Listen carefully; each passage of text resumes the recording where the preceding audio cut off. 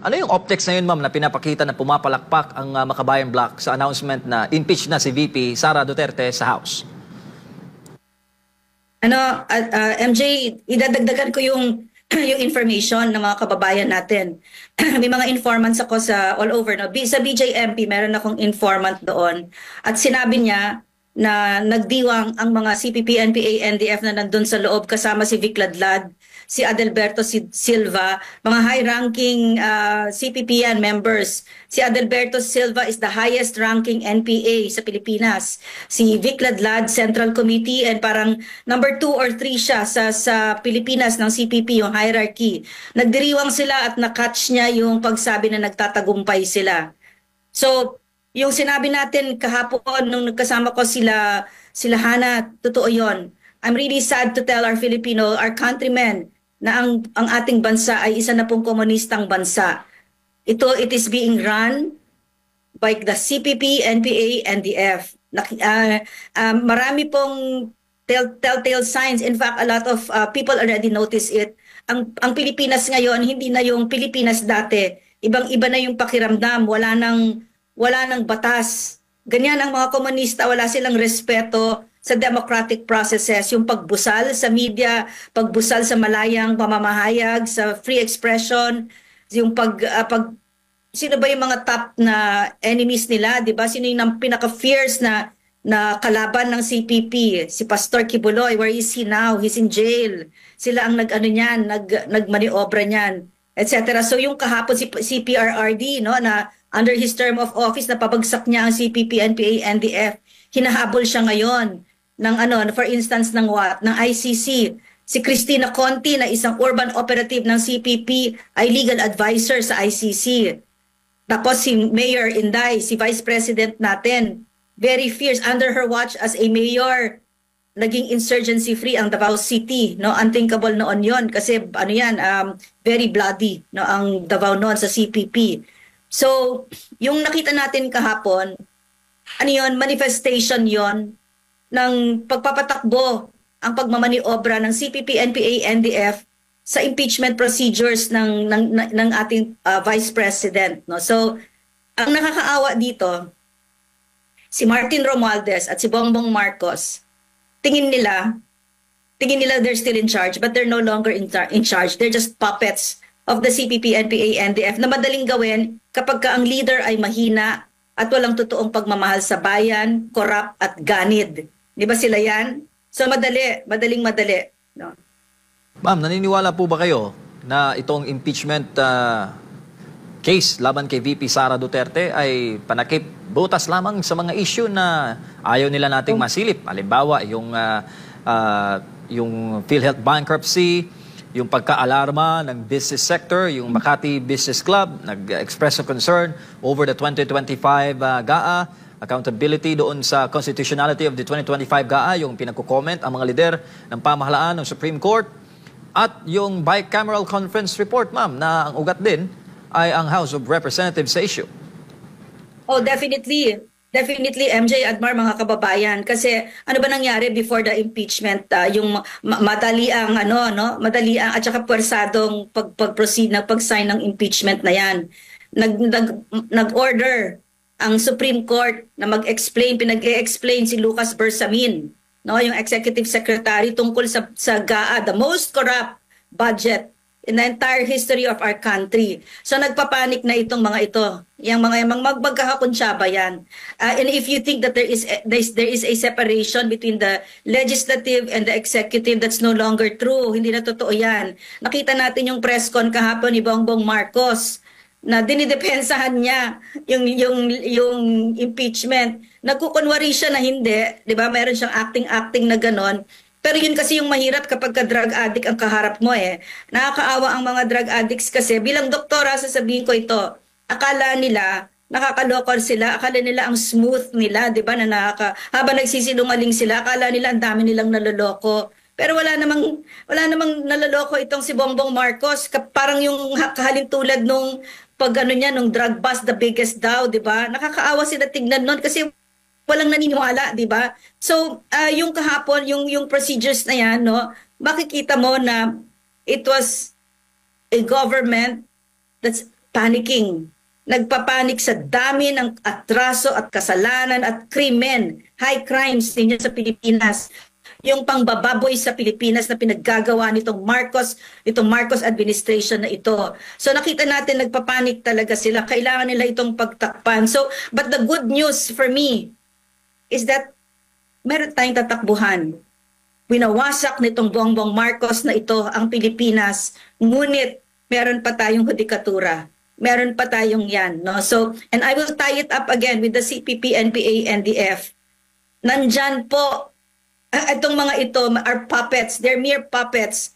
Of course, they're greedy. Of course, they're corrupt. Of course, they want that impeachment go on. But you can see, no, nakikita ninyo na napakapangit ng execution, 'di ba? Walang finesse. Bakit?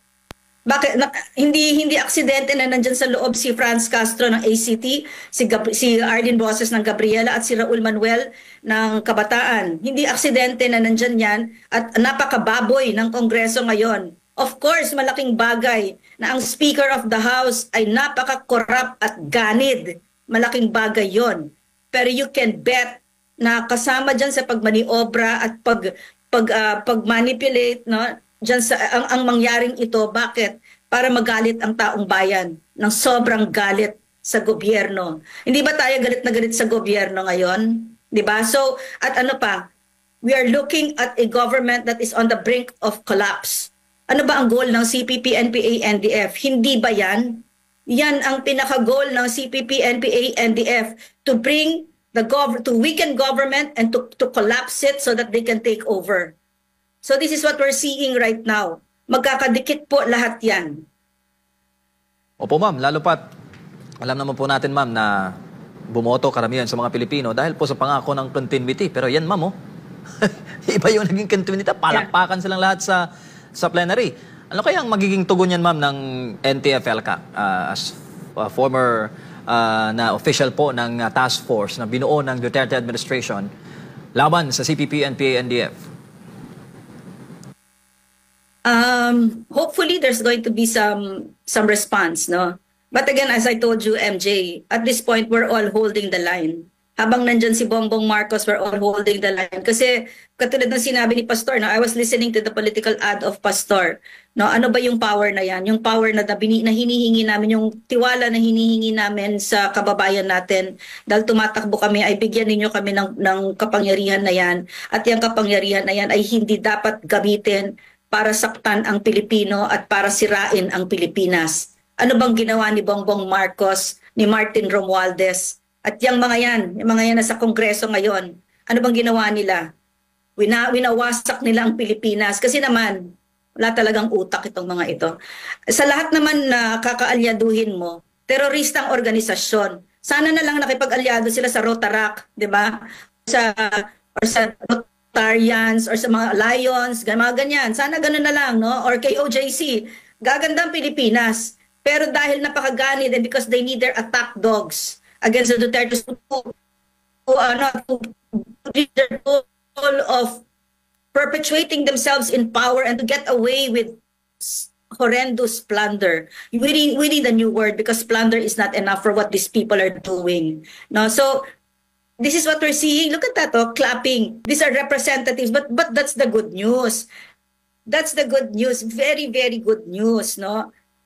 Nandyan na, nakasulat na, may resibo na, nag-sign sila.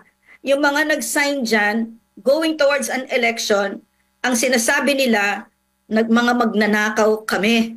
Pwede ninyo kaming bilhin. Tapos meron pa mga naglalabas ng mga statement na pinapaganda pa nila yung spin. Ginagawa daw nila ito para sa bayan, para meron daw. Hindi, katiwalian yan.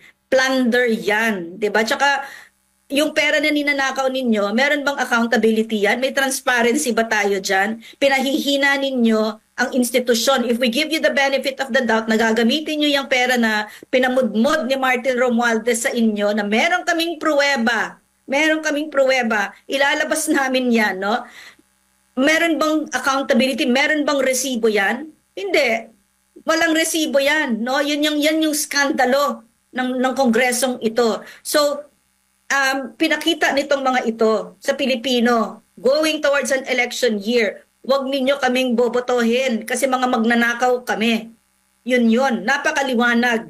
Ang ganda-ganda kasi MJ Admar, mga kababayan. For example, I was going to campaign actively para doon sa katiwali ni Stella Kimbo kasi si Stella Kimbo marami siyang evidence ng stolen wealth, no, hindi mo napakarangya, 'di ba? So I was going to campaign for Maan Chodoro, the wife of Marcy Chodoro, kasi akala ko magkalaban sila eh. Hindi pala nag-sign siya, 'di ba? Nag-sign siya kahit na ano pa yung kwento diyan. Ito yung kwento kung bakit nasira ang Pilipino sa mga taong yan na walang prinsipyo, walang paninindigan.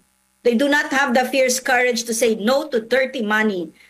Fortunately, gratefully, there was this pocket group of congressmen who did not do it out of principle. Merong iba na hindi nag-sign, katulad nila Migs Nograles, kasi wala lang sila dito. So, pero kaalyado pa rin yan nila Tambaloslos, 'di ba? At mga operatives niya yan. So that's my point. Maraming blessings dito. And we should it's costing us so much. Napakasakit itong nangyayari. Matuto naman tayo. Get something good out of it, and I think that's the point. So, with the help of that, iisa nga sila, pinag-aaway, pinagsasabong ang Marcos Duterte, magulo, 'di ba? There's hatred and division. In the shadows, ano nangyayari? Pumupunta si Franz Castro, Arlene Brosas sa BJMP at kinakausap ang mga NPA doon. Si Vic Ladlad at saka si Adalberto Silva and other high-ranking officials doon. At pag umalis sila, ang sabi sa amin, itong mga NPA doon lumalapit sa mga drug lords at humihingi ng campaign money. O, di ba? So, ganun ang galawan ng mga ito. So, tactical alliance na yan. Pero pagkatapos nito, pag sila ay nagwagi, at ang hirap kasi itong mga ito, hindi nagbabasa eh. Hindi nagbabasa ng history ito mga ito eh. Komunista yung kaharap nyo, tingin nyo, kaya ninyo mag-isa, di ba? They're going to round up all of this, no? Itong mga kongresista nito. Ito yung mga unahing papatayin nila, no? So, nakangiti sila ngayon, ingiti-ngiti, pero wala. Ang mga komunista ganito kasi, I'm not saying all communists, ang sinasabi ko CPP kasi may mga kilala akong komunista na babait, no? Yung mga taga-ibang bansa, mga kaibigan ko pa nga, pero hindi walang armed component. So, ang komunista kasi cut off na sila. Nakita mo naman yun, very deceitful, di ba? Mga sinungaling. Kapag ka ikaw ay sinungaling, cut off ka na from yourself, from your soul, from your morality, wala na. You can step over the dead bodies of our children. Nung si Kit Absalon was summarily executed by the NPA, wala pang 2 seconds. Dinidepensahan na ni Teddy Casino ang mga NPA, di ba? Nag-apologize kunwari, pero dinepensahan niya, may pinaglalaban daw, etc. Diba? So, yan yung nakikita natin ngayon. Yan yung delikado, no? Okay. Doc, magandang umaga. Si Admar po ito. Yes, Admar. Kung ito'y hindi nakikita na sila ginagamit lang ng CPP, NPA, NDF, sa kanila bang katangian, aabot pa rin sa punto na magtatrader din ito? Kasi parang ganito rin yung nangyari o ginawa nila sa mga nakalipas na administrasyon po, Doc. Wala po, Admar. Walang kakayanan ang CPP, NPA, NDF for sincerity. Wala. Honestly, from a perspective of a doctor, no? From other, and then for some reason punta ako sa NTF LCAC, so I have a fuller picture of who these people are. When you say know the enemies, I think I know them somehow, no, a little bit deeper than others. These are fractured vessels. These are deeply wounded individuals, no. So capacity for sincerity comes from some place na buo ka. Hindi sila ganon, hindi nila kaya yan, no. So yung ginagawa ni Charlie Galvez ngayon, yung papistok siya. Kahit na alam na niya, no? Kahit alam na niya kung ano yung pistoks na yan, alam niya na huwad yan. Naggaling, post-LCAC na tayo, wala nang excuse for anyone not to know what the CPP, NPA, NDF is. Na yung pistoks na yan, ay huwad yan. Yan yung walang sinseridad yan. Yan yung time nila na dumadami ang recruitment nila habang niloloko nila ang gobyerno. Hindi lang yun. Taxpayers money pa yan. Ang mahal-mahal niyan. Milyon-milyon yung ginagastos ng gobyerno para dyan. Di ba? So ang galing nila, user, no, mga parasites, talagang sinisip-sip ang dugo ng Pilipino, pera natin para sirain tayo. Lalo't lalo kapag ang gobyerno, ang mga opisyal ay walang totoong pagmamahal sa bayan at mahirang mga ulo, walang mga prinsipyo at walang totoong pagmamahal sa bayan. Uulitin ko. So wala, babalik yan. Yan yung history. There's no such thing as sincerity sa CPP, NPA, NDF. They're very focused. They're very focused on destruction, weakening government and destroying government so that they can take over. We cannot underestimate them. Hindi pwede. Opo, and yung kahalagahan po ng pagkakaroon ng lehitimo na oposisyon talaga sa Kongreso.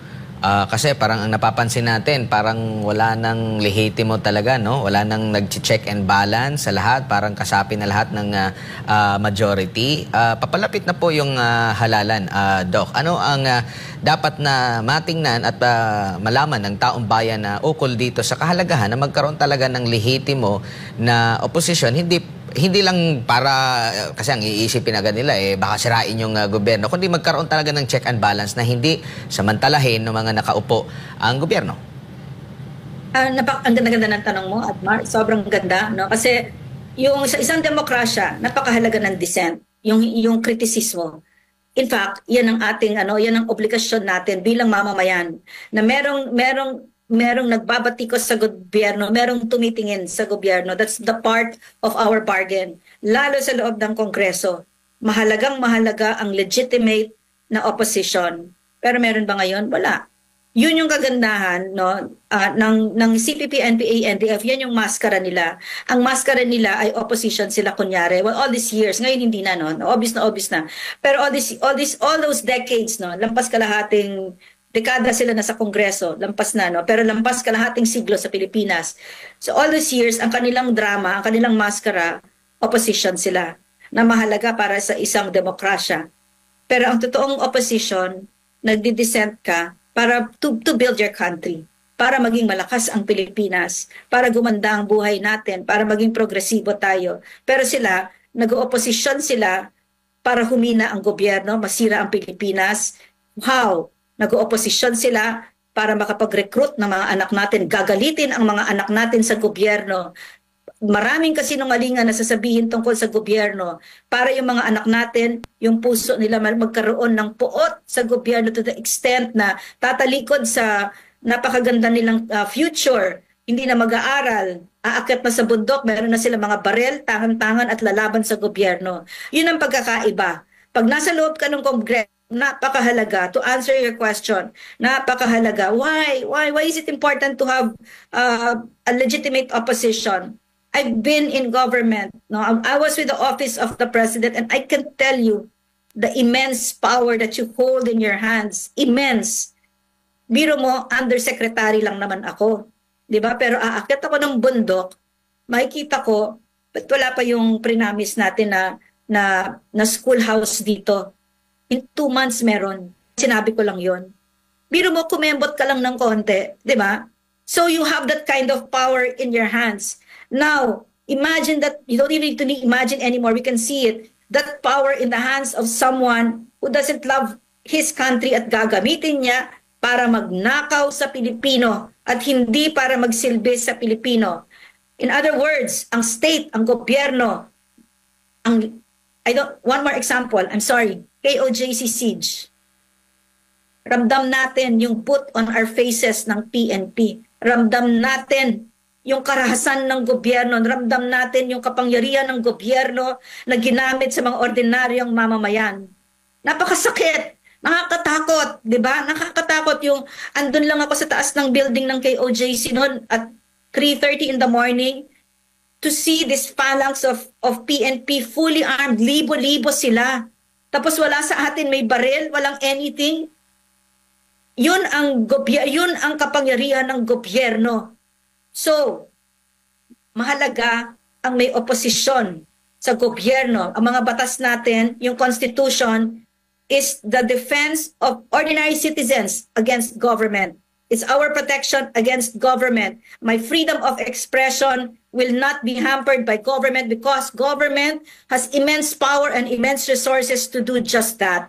And we have already been experiencing that under the Marcos administration. Why? Because, well, they're greedy, they're corrupt, they don't really love our country. There's no love for country. There's no service to the Filipino people. And why else? Because it's the CPP, NPA, NDF behind these puppets. They're the ones pulling the strings of Marcos and Romualdez and all these corrupt government officials.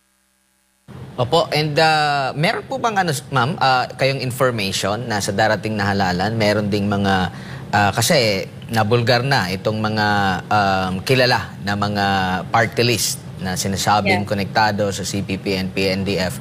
Meron din po ba silang hakbang na ginagawa na meron kayong information na meron din silang ibang party list na hindi pa masyadong kilala sa taong bayan na dapat ding mag-ingat ang ating mga kababayan? Yes. Yes, correct. Correct. Hindi na lang sila kabag, hindi na lang sila kabataan, wala nang anak pawis na tanggalan natin, hindi na lang sila bayan muna, Alliance of Concerned Teachers at saka Gabriela. Sumisimple sila ngayon. Maraming party list ngayon ang CPP, NPA, NDF. And once nasuyod na yan ng mga former rebels natin at saka ng intelligence community natin, ilalabas natin yan. Sasabihin natin sa Pilipino, itong mga nasa likod ng mga party list na ito ay CPP, NPA, NDF. No? So wag niyo silang bobotohin. And of course, actually, strategically, no, mas maganda lang na sabihin mo kasi isang party list lang naman ang bobotohin ng bawat botante. Iboto mo na lang kung anong party list na gusto mo. No? For instance, hopefully, bigyan nyo ng tiwala ang Epanao Sambayanan or ang PPP or ang Duterte Youth, di ba? So, hopefully ganon. Mas maganda kasi yung ganon kaysa yung, pero for the information, kasi kailangan kilala natin ang kaaway natin. No? So, kailangan ilabas yung listahan na yan para makita ninyo yung galaw ng CPP, NPA, NDF. Kasi dati, siguro UP, Anak Bayan, LFS, noong panahon ko, 80s yun, Anak Bayan, LFS, etc. No, lahat ng mga yan. Pero ngayon hindi na ganoon. Ang ginawa nilang taktika nila, pumapasok sila sa mga sororities, mga fraternities, sa mga student council, even my organization, no, UP Mountaineers, meron pang sa marami, lahat. So nag-e-evolve sila.